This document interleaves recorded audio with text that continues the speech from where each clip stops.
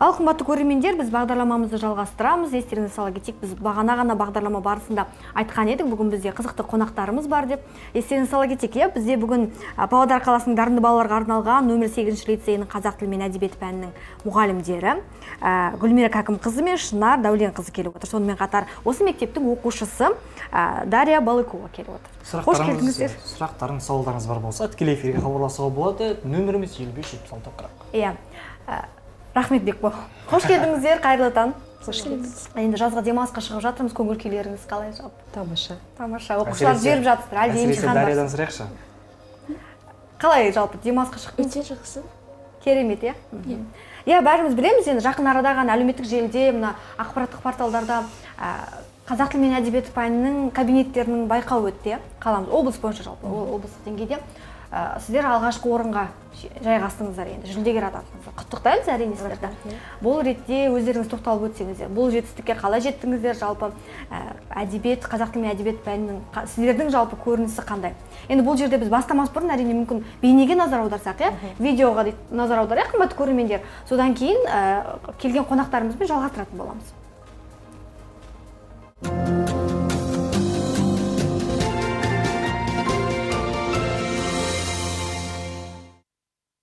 Мемлекеттік тіліміздің мәртебесін арттыру нұрлы елдің дарынды жастарының қолында деп тілшілер майталмандары отрядына қош келдіңіздер.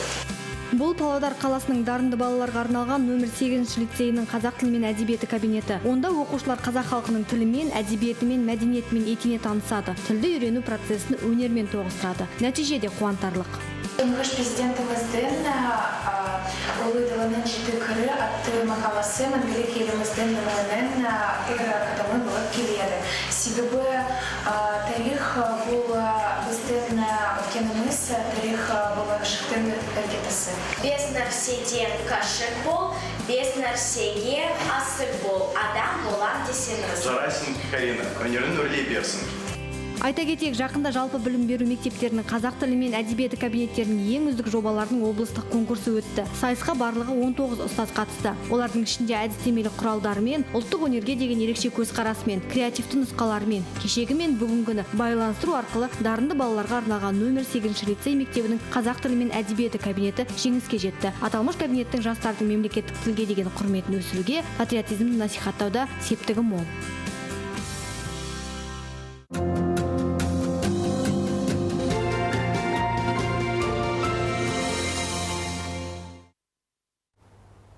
Ал қымбатты көрермендер, біз жаңа ғана бейне көрдік.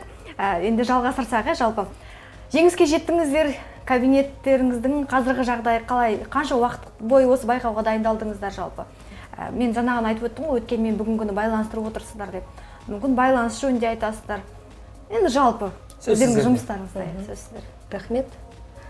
Ең бастапқы осы жобаға қатысқанда бізге жалпы бүкіл ұжымдарға, мектептерге білім беру басқармасының басшысы Дініс Ламболатқанұлы осы жаңа модельді қазақ тілі мен әдебиет кабинетінің жабдықталуы туралы ұсыныс жариялаған еді. Ол ең бастапқы ауызша түрінде айтылған.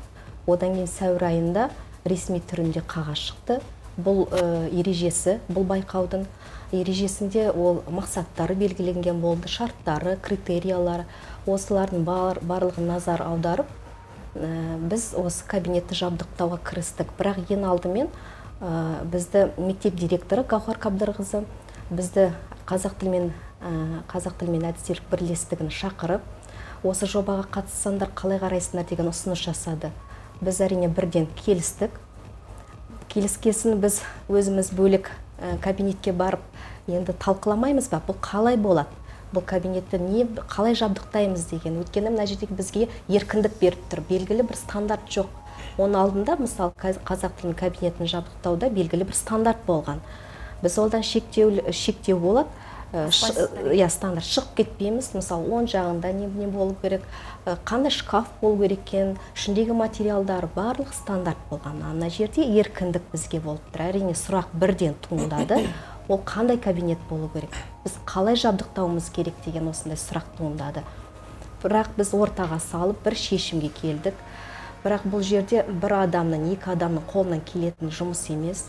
әкімшілік, мектеп әкімшілігі және ата-аналардың көмегімен жасалған жұмыс, үлкен жұмыс деп ойлаймыз. Және осы кабинетті жабдықтауда біз жай ғана осыны құралдарын ретімен не болу керек екенін қарастырған жоқпыз, оның біз ішкі мазмұнында қарастыруға тырыстық. Негізгі бұл кабинеттің 3 бағыттан тұрды бізде. Ол бірінші әрине нормативті құжаттар, өйткені біздің алдымызда ол құжаттар жатыр, ресми түрінде бекітілген мемлекеттік тарапынан.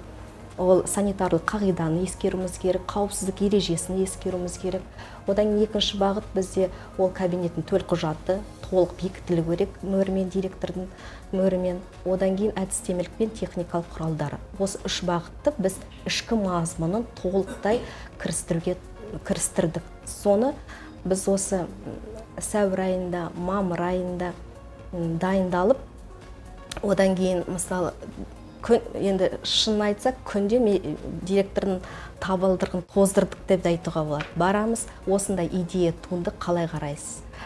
Гаухар Қабдыровна қарайды, дұрыс, осылай болу керек шығар, бірақ тағы бір ойларды қарастырсаңдар, біз бағытқа салып отырды.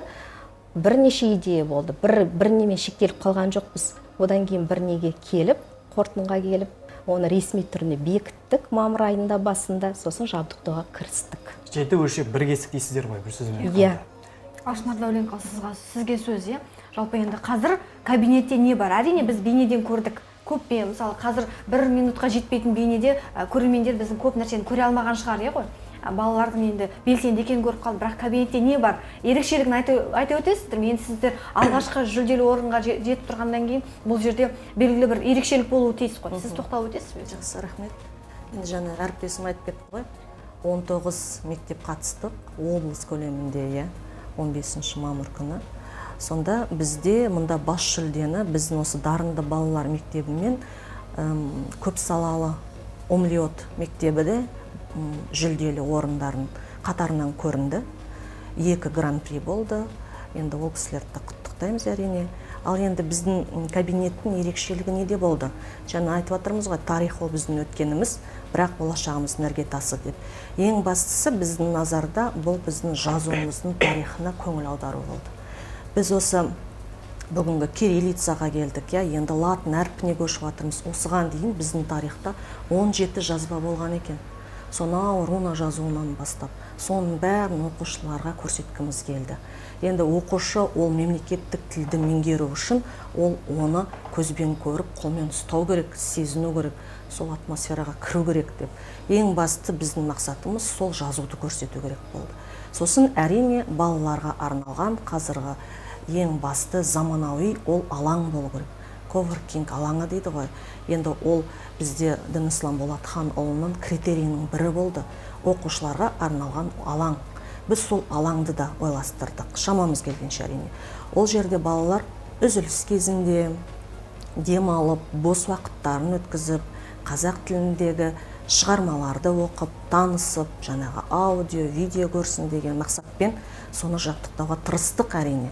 Және де бізде айтады ғой, нақты оқитын 100 кітап деп, қазақ тілінде оқылатын. Біз соның 50 кітабын электронды нұсқада алып, жаңағы QR кодқа салып, оқушыларға қазіргі енді цифрландыру заманы ғой.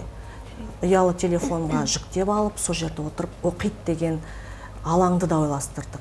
Содан кейін оң жағымызда мына терезедегі перделерге де назар аудардық.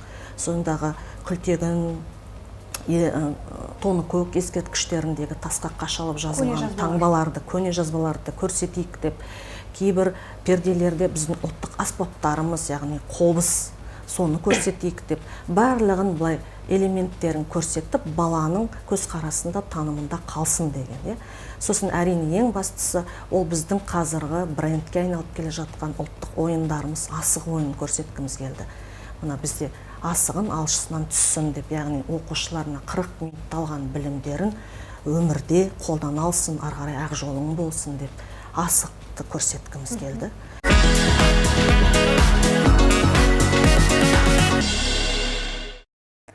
Арнамызға жаңадан ғана қосылған қымбатты көрермендерімізге қайырлы таң деп біз бағдарламамызды жалғастырамыз. Естеріңізге сала кетейік, бізде студиямызда бүгін нөмір 8-ші дарынды балаларға арналған лицей мектептің қазақ тілі мен әдебиеті пәнінің мұғалімдері келіп отыр. Ол кісі Шынар Дәуленқызы мен Гүлмира Кәкімқызы, сонымен қатар осы мектептің оқушысы Дарья Балыкова.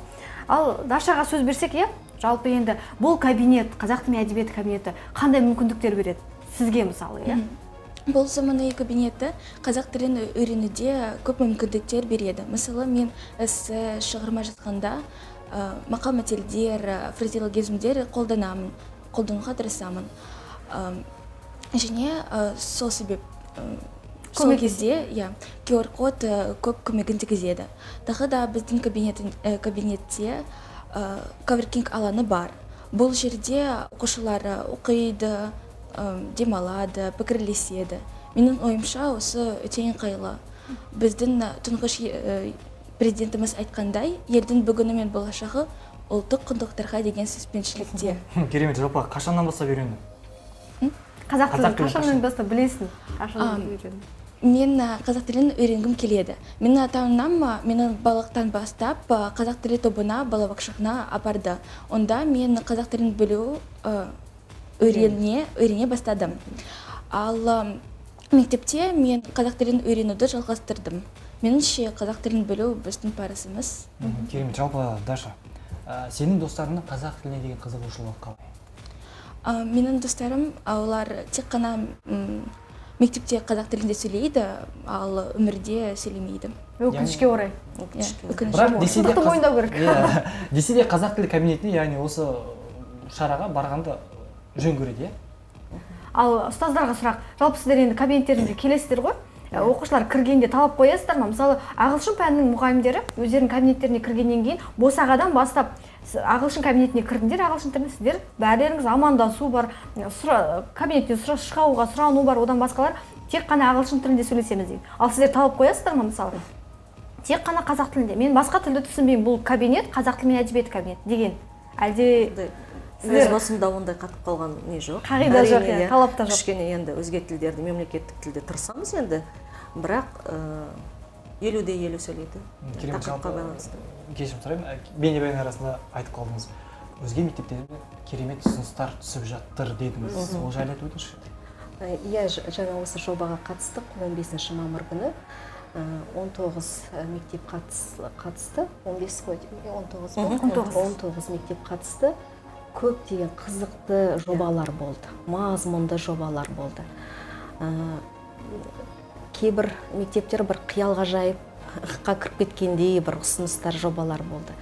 Бірақ та біз неге алға шығып кеттік десек те, ол біз іс жүзінде көрсете білдік. Олардікі тек жоба ретінде болды, ал біз осы аз уақыттың ішінде оны жүзге асыруға тырыстық. Күні түні демей ата-аналардың көмектерімен осы кабинетті толық жабдықтап, 15-ші мысалы сәуірдің айында егер бұл ереже түссе, біз 15 күнде деп айтуға болады, осы кабинетті жабдықтап, әзірлеп, дайын қылып шығардық.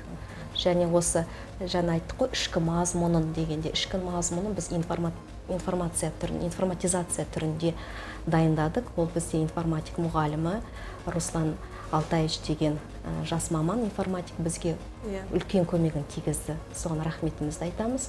Өйткені біз қазақ тілі мұғалімі болғандықтан кішкене информатикаға кішкене алшақтауымыз. Бұлай білгенімен оның жаңа бір түрде көрсету, модель түрінде көрсету бізге қиын болды. Сонда осы мұғалімдерге жүгіндік, біздің бетімізді қайтармай көмектесті. Ішкі мазмұнына деп айттық қой, әріптесім. Ең бастысы бізде мына оқушыларға енді жай ғана көріп келіп кету емес, әр партада біз QR-кодты қойып, бір жағына тіл, бір жағына әдебиет. Халық ауыз әдебиетінен бастап 21 ғасырға дейін әдебиеттің толық нұсқасын, кез келген ақын жазушы болсын, халық ауыз әдебиеті болсын, оқушы тек қана QR-код арқылы басып, жатақ не ВОУТ-қа дайындаймыз, ОЖСБ-НТ-ға дайындаймыз. Тілден де солай. Әліппеден бастап құрмаға сөйлеммен аяқтайды деген сияқты. Бүкіл соған көп назар аудардық. Ішкі мазмұнына деп айтуға болады. Ал қызығушылық қалай жалпы тілдегі? Және кім Дарияны көріп жатырмыз, мысалы бұл енді барлық мектепте, барлық сыныпта бұндай балалар жоқ. Қызығушылық ол 100%-дің бір 10% болса болары анық, енді шындықты мойындау керек. Ал жалпы сіздер мектептеріңізде Қалай? Жалпы біздің оқушыларымыздың қызығушылықтары бар деп те айтсам да қателеспеймін. Иә, қызығушылықтары бар. Өйткені біздің жаңа түрлі сайыстарға қатысып жатамыз, оқуларға да қатысамыз. Біз мысалы қазақ мектебінің қатарында сайыстарға қатысып жүрміз. Бұл жерде не айтамыз? Бұл жерде оқушылар қызығушылығы бар деп те айтуға болады. Жобаларға, ғылыми жобаларға да қатысамыз. Мысалы, Даша ғылыми жобаға 2 жыл қатысып жеңімпаз болып келе жатыр. Енді алдағы үміт артамыз. Бір республикалық деңгейге де шықса екен деп. Өйткені балалардың енді жаңа 100% болмаса да қызығушылығы 100% бар, бірақ соның ішіне бір жақын тілге деген жақын оқушылар, бір қабілетті оқушылар болады. Соны іріктеп алуға тырысамыз. Бұл ретте мен Дашаға сұрақ қояйын, жалпы қазір енді нешінші сыныпта оқисыз? 8-ші. 8-ші сыныпта. Әне-міне дегенше қазір көзді ашып жұмғанша оқуды мектепте де аяқтайсыз, иә? Болашақ мамандығыңызды жалпы осы тілмен байланыстыру жоспарда бар ма жалпы? Ойыңыз бар ма? Осы қазақ тілімен байланыстыру? Менің болашақ мамандығым тілмен байланысты болады. Өйткені мен тілшімен болғым келеді. Тілші болғыңыз келеді, иә? Жақсы, керемет. Жалпы қазақ тілі кабинеті ашылып жатыр. Толықтырулар енгізіледі. Иә. Енді бұл жаңа ғана басталып жатқан жоба ғой. Толықтырылады, өзгерістер енгізіледі, кейбір нәрселерге өзгерістер де келіп отырады. Және де айтқым келетіні, есігіміз ашық, келіп, көрем, кірем деген ұстаздарға, оқушыларға әрдайым біз риза боламыз, бөлісеміз. Мүмкін олар бізге идея айтатын шығар. Мүмкін соны да жүзеге асырамыз деген. Бірлесе жұмыс жасауға шақырасыз. Шақырамыз, иә. Бүгінгі енді рахмет көптен көп, иә, сіздерге рахмет. Сұрақтарымызға жауап беріп, иә, бізге енді. Керемет. Бізге берген уақыт өз мәресіне жетті. Енді тағы да басқа енді жаңалықтарыңыз болып жататын болса, әрине біз сіздерді қуана шақыруға дайынбыз. Біздің де есігіміз сіздер үшін әрдайым ашық. Рахмет.